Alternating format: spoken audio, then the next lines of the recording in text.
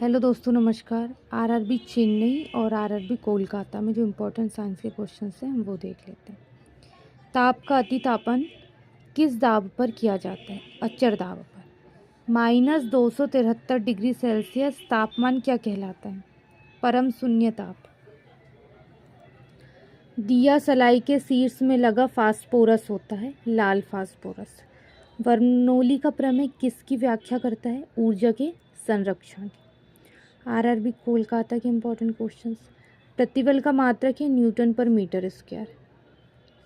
Snail का नियम किससे संबंधित है? प्रकाश के अपवर्तन से। प्रोड्यूसर गैस किसका मिश्रण है? CO+N2 का। किस अंग को रक्त आरक्षण बैंक कहा जाता है? प्लीहा। एक रॉकेट काम करता है रेखीय संवेग संरक्षण के सिद्धांत पे। धन्यवाद।